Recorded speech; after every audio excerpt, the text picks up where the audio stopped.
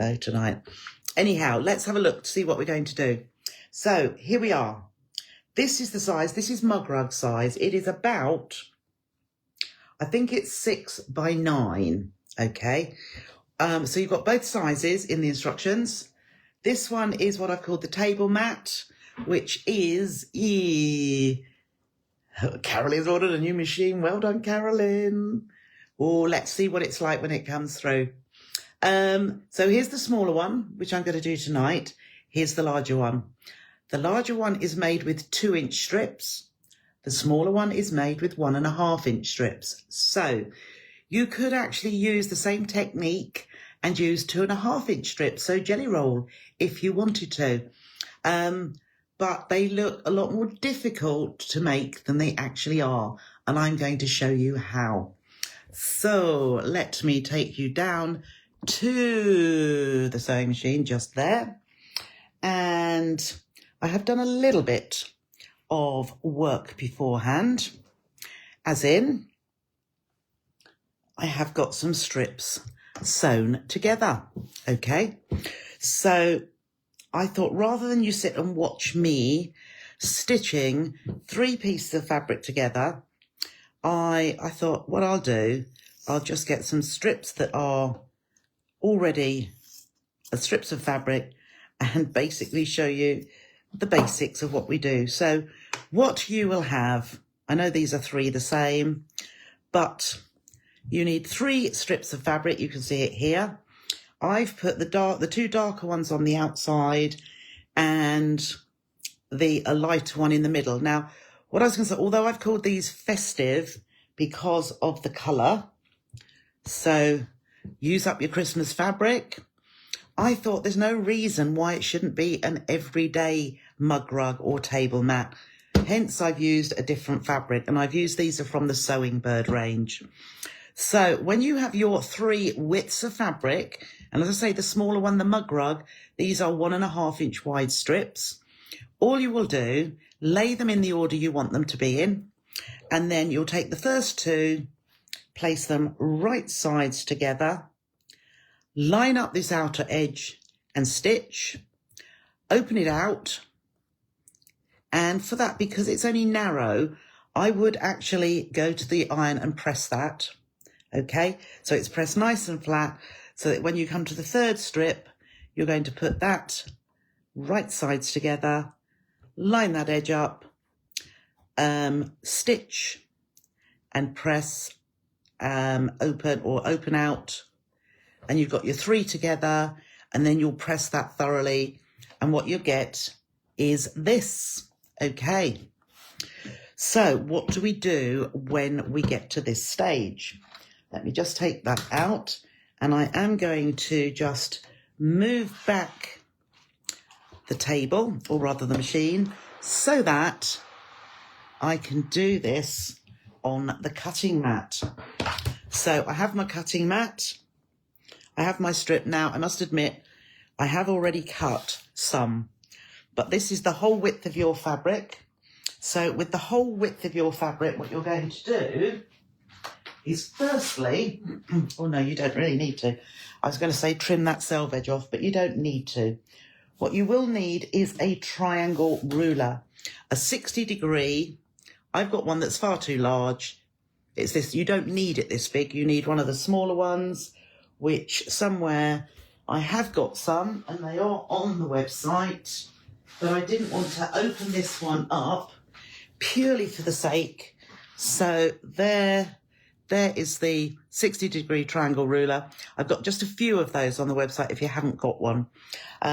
Hence, I found this one that I do have, and let's go down a little bit further so you're nice and close up to it. There we go.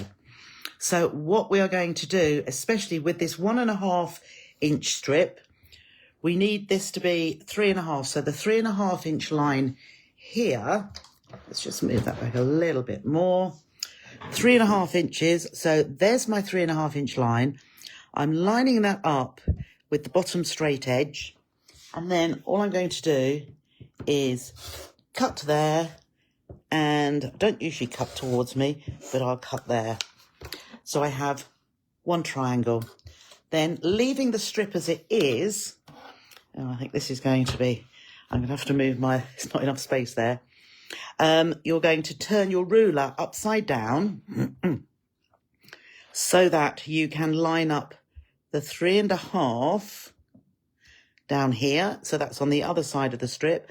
Make sure this lines up as well and trim down that side.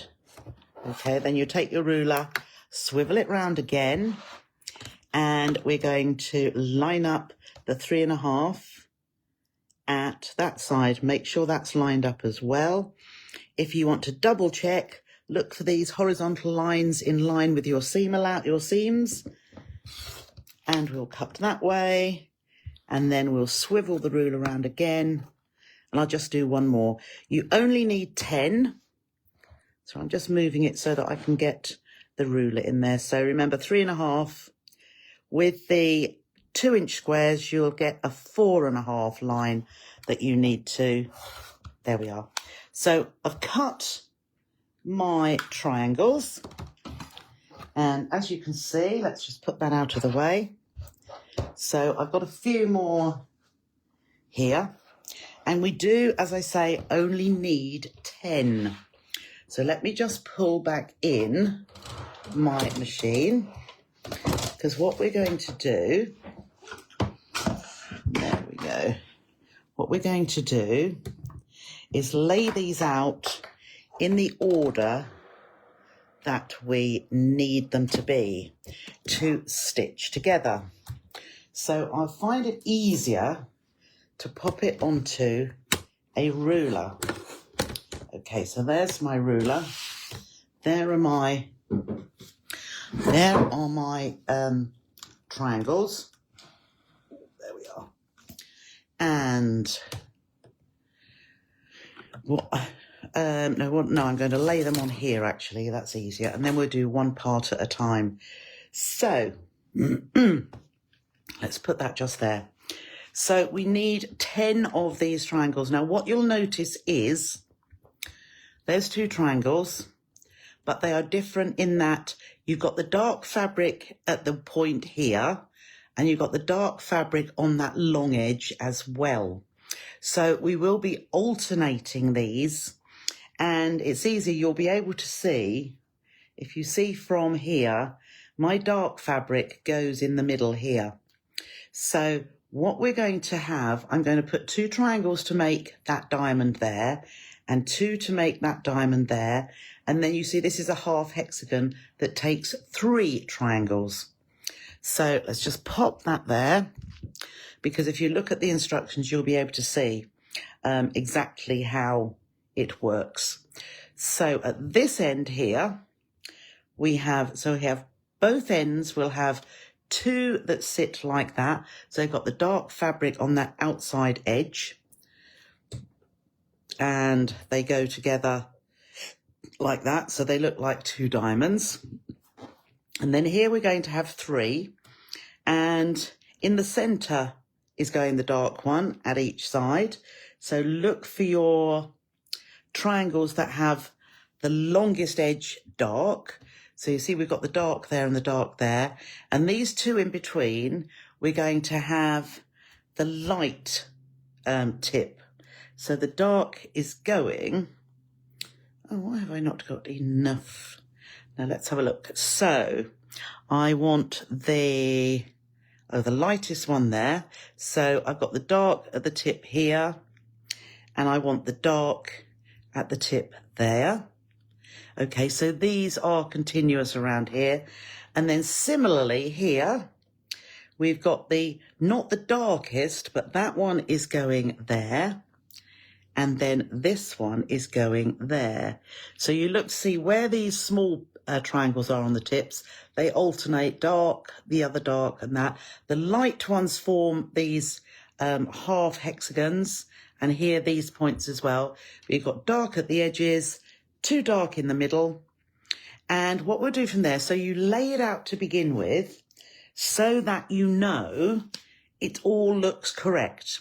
And then we're going to split it in half to a top row and a bottom row.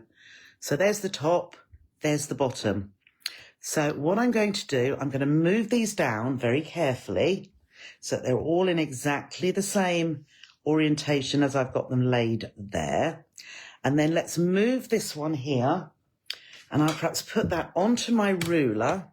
So if we move that down just as it is, there we are, because they're triangular, it's very easy to move them around, but that is still correct.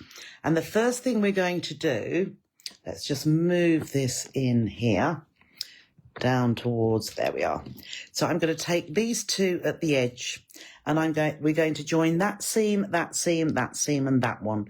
So by laying them out, and as you'll see when I've stitched, I'm going to lay it back to where it came from and then put the next one on. We're not going to go wrong. Okay, so right sides together there, and hold the seam that you're going to stitch, which is there. Let's just slide that out of the way a minute. Line that up, and you see how that fits perfectly. We've got a continuous piece of fabric here, so we've got no seams to match up. Okay, so let's see where, oh no, I should just have to lift up my presser foot rather than use the knee lift. Okay, so I'm using a 2 as my stitch length because I always like that for my patchwork. So having stitched that together, I'm going to open it out, pop it back to where it came from, and just make sure that it's still in the right orientation. It is. So then I'm going to place that one against there, move that out of the way, and we're going to stitch this seam here. Now, if you're lucky, these seams will nest. Okay, so we'll just nest that or lay that together and start stitching, get to that point, and then just make sure that these line up as well, or nest. And then you can pin them.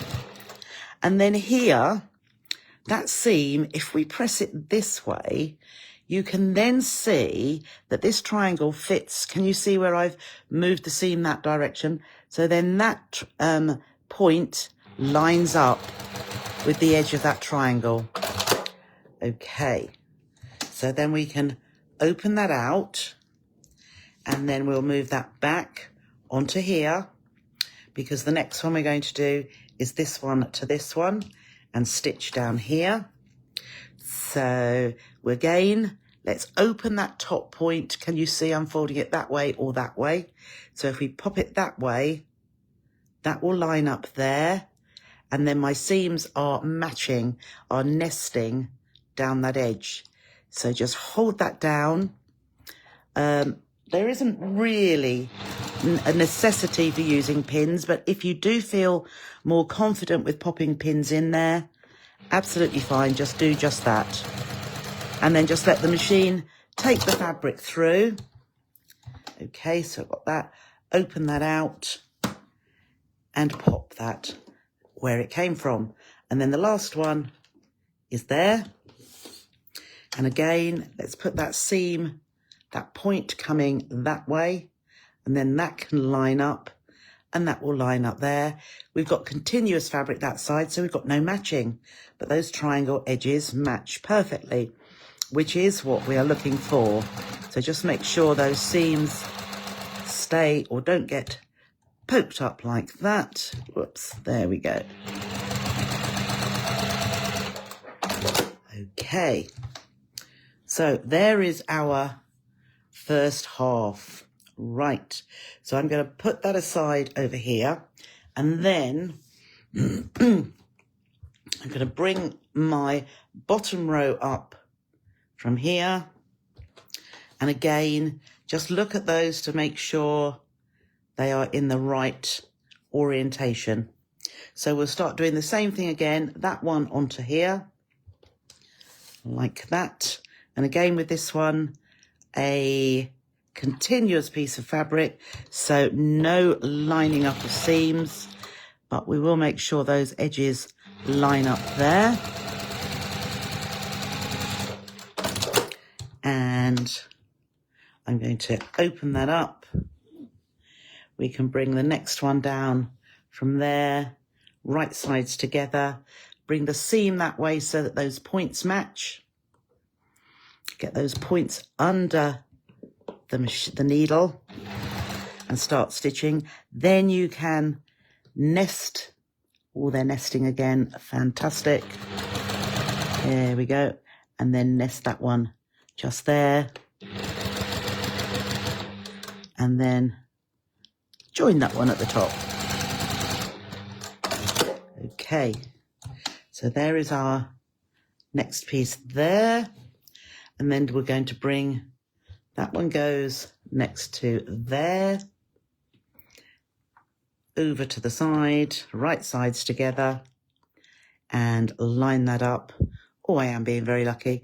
I know in one of them, the nesting didn't always happen, but you just line your seams up, even though they don't actually nest, as in one going one the other. But you can put your pins in there to hold that together perfectly. Okay. So there is that one, open that out, and then this one is coming there. Is that right? Yes, that is right. So that one is coming right sides together. And again, that continuous fabric. So we can line that at the top, that one at the bottom, and just stitch down. Whoops, that's not lining up there very well. That's better. So that's just a tiniest bit longer there, but we'll line it up at the bottom, then we know that is lined up properly. Okay, so we have our bottom and we have our top. So there is our bottom piece, and I got myself a new little friend yesterday. Whoops, just come out of there. And we'll see if we can use it. Can you see what I have? I have a new little iron, which is a case facet one.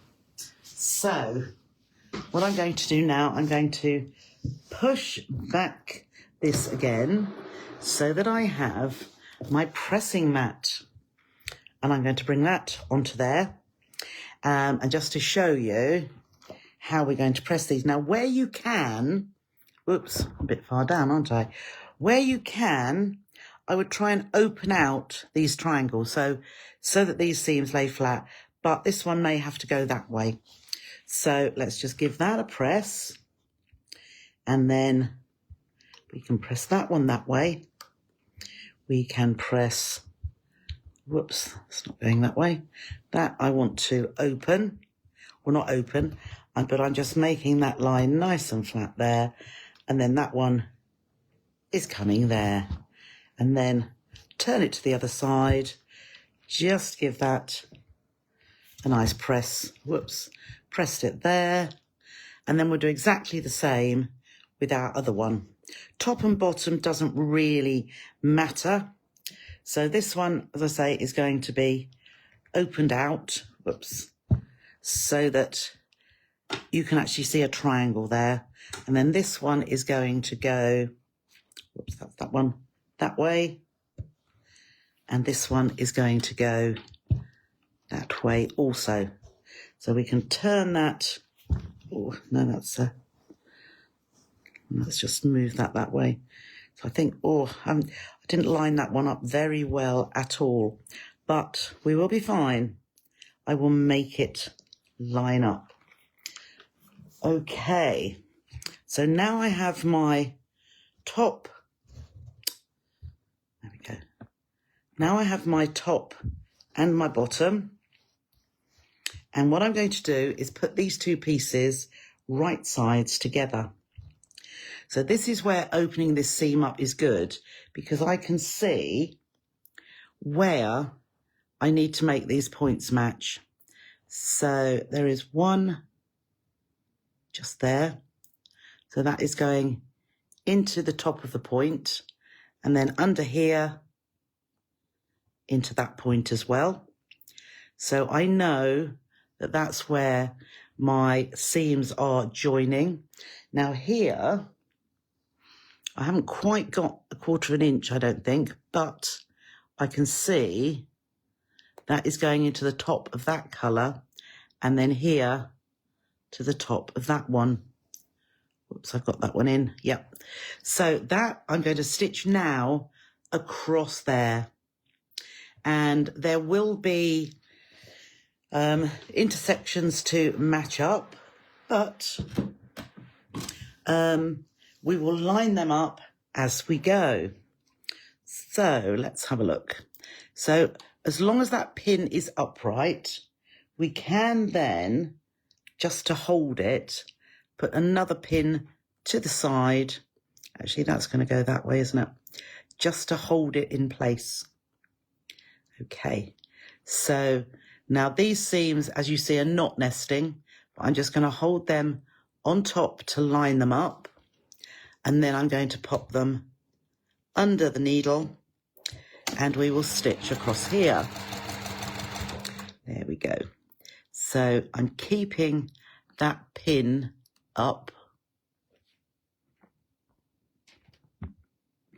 Okay, and I know that is where I want my needle to go through that point. I'll take that out now, and then as we come up to it, I can pull that out, and I can see that's exactly where I want the stitching to go. So here, there is my point. So we'll go straight across here and through that point as well. And then we can look at these seams, which again, they're not nesting, but I'm putting one on top of the other so that we get a good match. There we are. And similarly there. Okay, so I've stitched all the way across there. My seams have changed direction, but I think they look fine. They match up pretty well. So let's just push that out of the way, because we just want to do one more little bit of pressing. Where did I put my mat? Just there. And what we will do here is I'm just going to trim off, because they can get bulky because of those bits just there. So let's just trim those points off, flick those away. And then what I like to do is actually to open up this seam and open it out. The rest of them I've pressed together and to the side, but there we go. So I'm opening this up, as you can see, and pressing across like so. Oh, presses really nicely. And especially with the pressing mat. There we go. So once we've done that, we can then, I just like to give that a little bit. There we go. Okay. So that is now pressed really nicely. Whoops. So I can also now just trim off. There we go. Let's trim those little bits. Just our little dog ears or bunny ears. And along there. And there. And the two at this end, because I opened the seam up. But that lays nice and flat because I've opened that up. And then just that little bit there. Okay. So we have our mug rug. And what I've got now, I thought I would just start off. We're doing quite well. So I've got myself a piece of wadding. And I'm going to place this. I've got some backing fabric there as well. So I'm going to place my, just like we do with a quilt, I am placing my quilt topper onto wadding, and this is just thermolam wadding, and I'm just going to lay that down, press that down nice and flat halfway, pull this one back and press that down. So just smooth that out so it's nice and flat, like so. And then turn it over, and we'll do the same on the back, just a little bit, just to hold our backing fabric. So I lift one side up and smooth it down, and we'll do the same again with the other side and smooth it down. That way we haven't got any ripples at all. So this one is going to have a binding. Now, if you didn't want to do a binding, what you could do is put fabric on the top, right side down, and stitch around the edge, but leave a gap, and then turn it through, and then just stitch around, give it a press, and then stitch around to finish it. But with this one, I was going to do this with a binding. So let's just have a look. First of all, I don't need all this excess around. So I'm just going to cut a fair amount of this away. But very rarely do we get to do this part of a quilt or, you know, a mug rug. So it doesn't matter. Let's just, oh, that sounds lovely. So having got those layers together, backing fabric and the topper there, now I'm just going to show you where I'm going to quilt, because some of you don't like quilting, but what I thought would be easiest to do is to use our seams. So on here, I'm going to stitch just to the side. So I'm not even putting my walking foot on, but I am going to put my knee lift back in. Oh, where are we? There we go. Let's put my knee lift back in. There we go. And I am going to stitch 1/4 inch in from that side, from that seam rather. There we go. So I'm lining the edge of my foot. I've turned my stitch length up to 3.5. And then when I get to, can you see this seam line here? I let my needle go in the seam so that when I turn it, I'm 1/4 inch then from this center seam here. So I'll go straight along. Where am I going? There. And I'm going to come down here. That's it. So I'm going straight along to that one. I'm just in the seam, and then I'm coming down. So I'm doing the half hexagon. Okay. So I've come down there. And then I'm going to come back again, and I'm going to go into this next seam. So I'm lining the left of the foot with the seam until I get to that. There's the seam going that way. Then I can pivot. I'm in there again, pivot, and I'm 1/4 inch away from each of these seams. And I'm even going to do this tiny one down here where there's 3 small triangles. Nearly, there we go. Just into that seam. And then down on the other side. So you can see there, can you see where I stitched? I stitched here, across and there, and then I've come in lower here, and then lower there. So all I'm going to do is the other side now. So I'm going to swap it around, and I'm going to echo that. So, and it really is quite quick, to be honest. Right, so I'm there. Oh, one more stitch I can see. That's it. So if you go into that seam line, you know you've come to exactly the right place for pivoting and coming down the next seam. Okay, then I'm going in for this next one as well. You could stitch both sides, and I think if I was doing the bigger one, I would stitch on both sides of the seam line, but because we have only got basically 1 inch finished strips, you're going to have your stitching right next to each other. So we'll just go in for the one. So straight across there into that next seam and down again.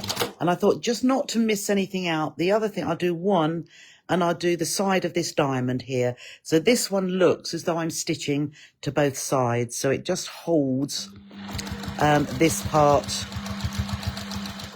in place.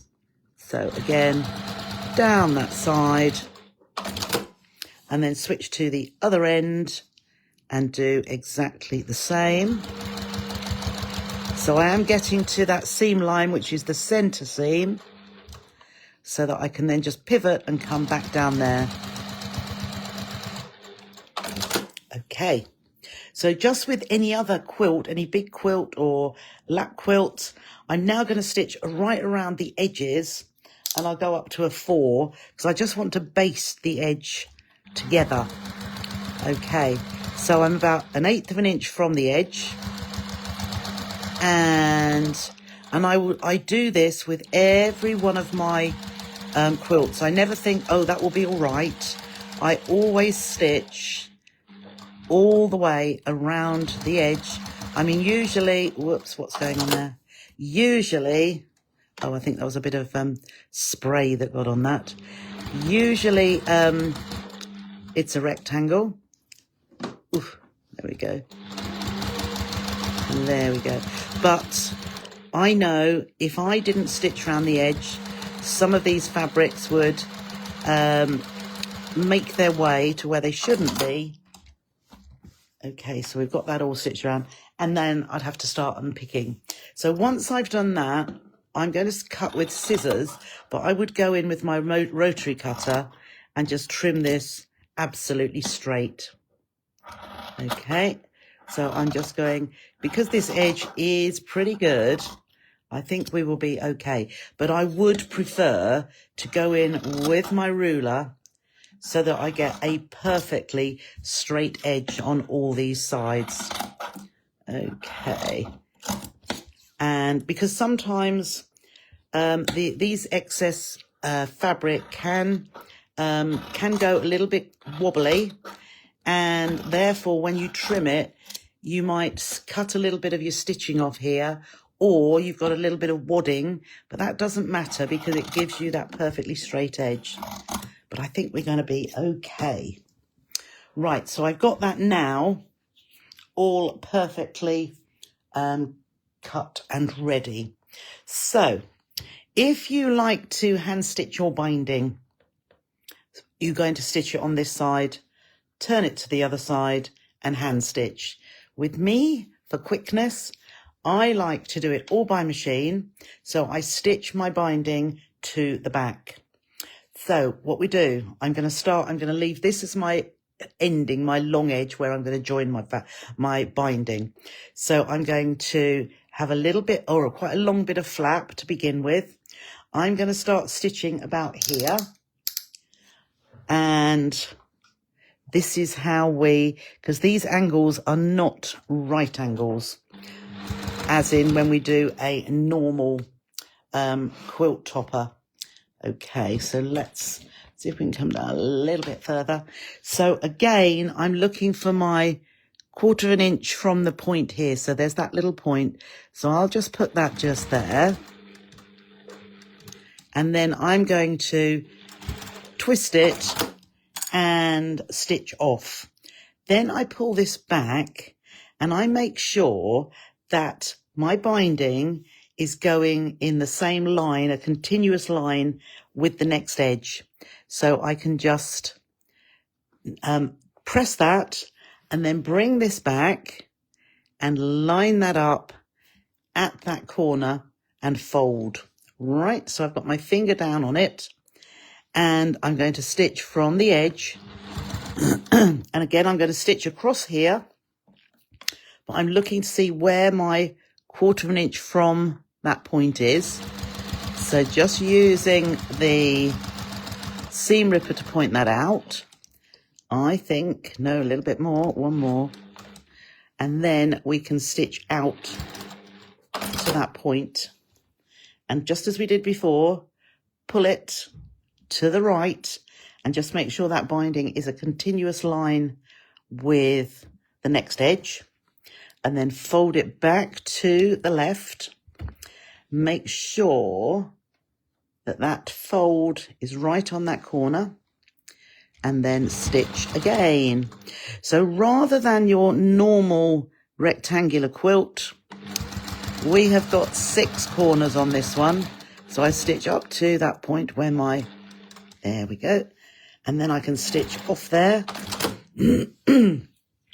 Again, pull the binding to the right, and you can see that's in a continuous line. Press my finger here, bring the binding to the left, and fold that down, and swivel that so that we can then start stitching again. So we'll go along here. Right, I'm looking for this point here. There's my 1/4 inch. There we are. And come off. And pull it to the right. Continue. We don't want it to be down like this or like that. Must be in a continuous line, because that is not a right angle. Okay, flatten that down. Back to here. How are we doing? Oh, we're coming up 7:30. Oh dear. Right. And then I'll stitch 2 here. And off to that point. Cut the thread. Pull it to the right. Nice and continuous. Finger on the fold. Pull the binding to the right. And keep that level with that edge. And this, we're coming up to the last corner point now. Okay. And then off to that point. And this one is the side that we are going to join our binding with. So I'm not going to stitch very far. I'm doing exactly the same as before. Flip it over to our left. But I want to have as much, it is small, this project, so I do want as much space here to be able to finish off. So, what have I done? About 1 inch. So you can see how much space I have here, which we need to finish off. So the next thing we do, I'm going to fold this to about halfway. And we'll fold that one to it as well. But what I'm going to do first of all is cut off. So one side, now this is what we usually do, and fold that so the folded edges meet. And then one of the sides we cut. So I'm going to cut that piece. Okay, that's part of my binding. Now on this side, I'm going to fold it back. So make sure that that is nice and taut to the edge, and make that meet at that point. And if you can see just a little gap between the two, that's fine. So having done that, we then take our piece of binding that we trimmed off, open it out, and lay that on top of the bit where it's folded. Okay, so this is why you can use this technique with any width of binding, because this will be different if your binding is wider. So you can see there, I've opened that out. Now I'm very carefully just cutting this top layer level with the edge. We're not cutting through the bottom bit, just that top layer. Okay, which then what we have is 2 pieces which are not the same length. They're longer than the edge. So we need to, let's just lift that a little bit higher. We need to lift those up, and then I twist, okay? So I just open them up, and then I twist one to get them right sides together. Can't see what I'm doing now. So I am just lining up that edge, and I do put, because we haven't got much space, I will put a pin down here just to keep those held together. So we're not stitching here. I'm just using that to hold those edges together. And I'm then pulling this, because I want this to be nice and flat, because we're needing to stitch. Now say it's not the easiest, because I haven't got much room. However, what I'm going to do on this occasion, I'm going to unpick a bit of my binding to give me more leeway for flattening the fabric. So we only restitch over this anyway. Right, that's better. So I've got a little bit more room so that we can line up this part here, this edge. And we are going to stitch from here. So we're stitching from this point here down to this point here, which if you want to, you can draw a line. So you just flatten the rest of the mug rug out of the way as much as you can. But we want this, you see where this lines up behind here? We need that to be flat.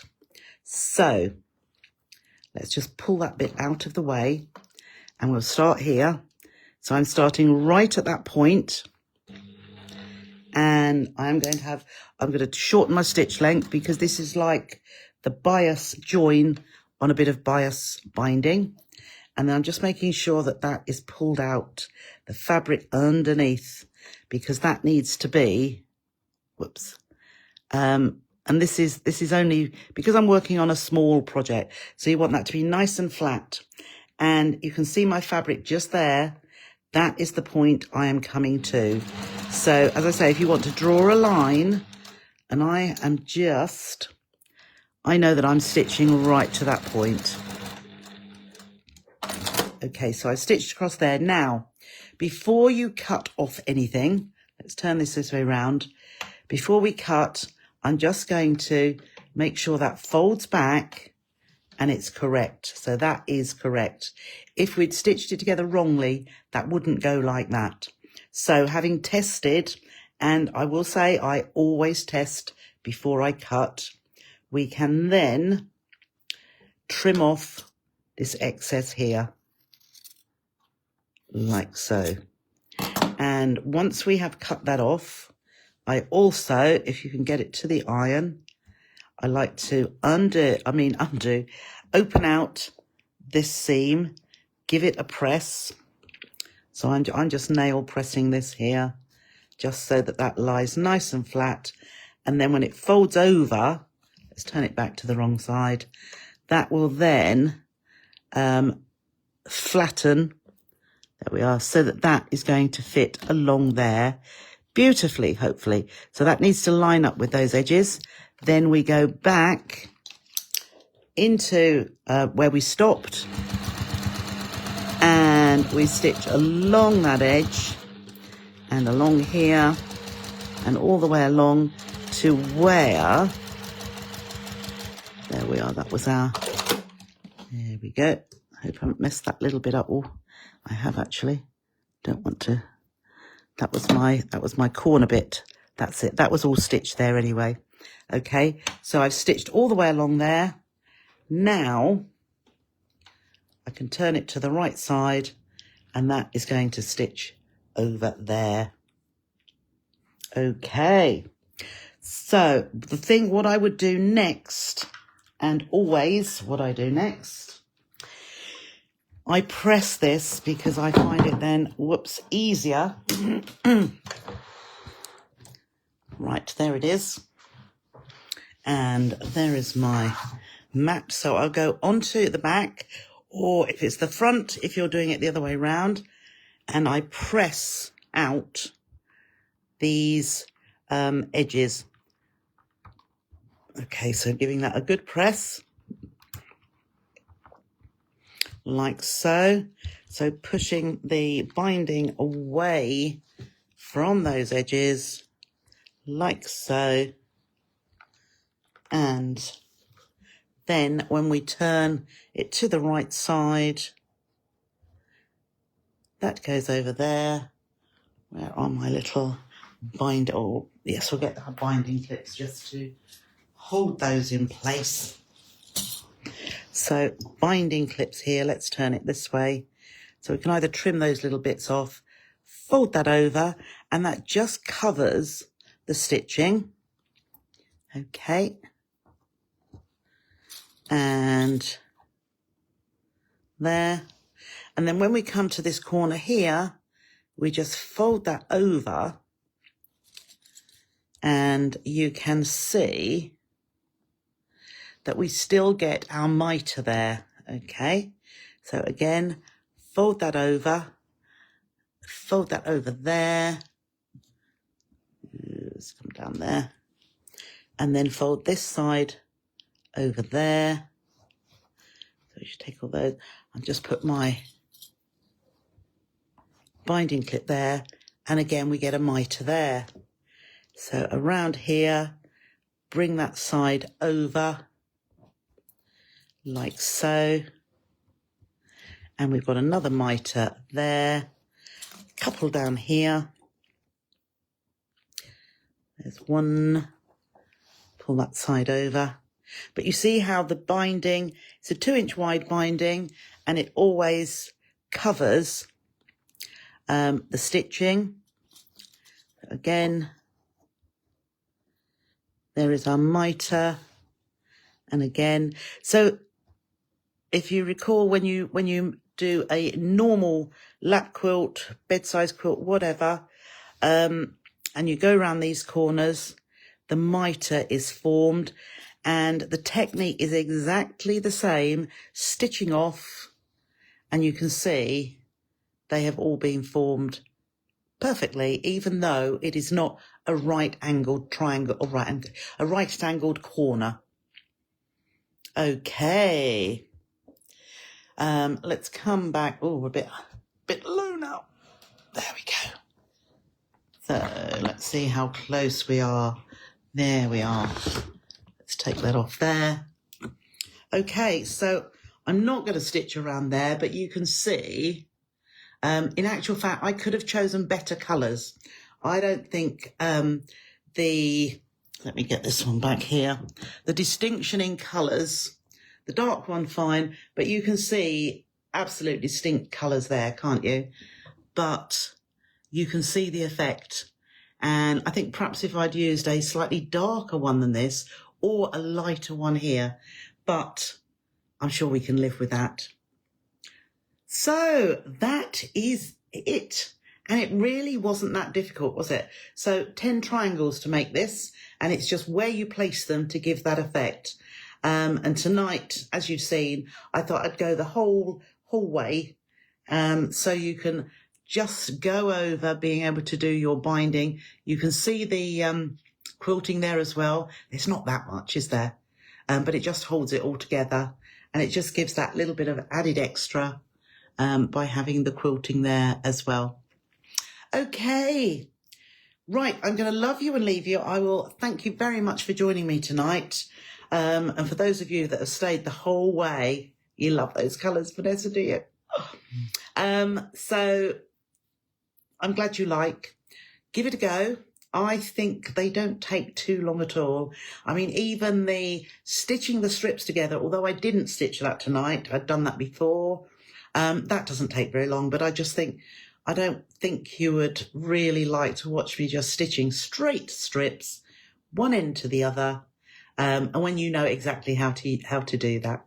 So, as I say again, thank you for joining me. If you'd like to like and share the video, would be fantastic. Vanessa, I'm on fire tonight. If you could like and share, that would be fabulous, and it can get to so many other people that may be interested in sewing. So enjoy the rest of your evening. Take care of yourselves, and I'll see you tomorrow with the quilted hug. Oh, can't wait. So bye for now.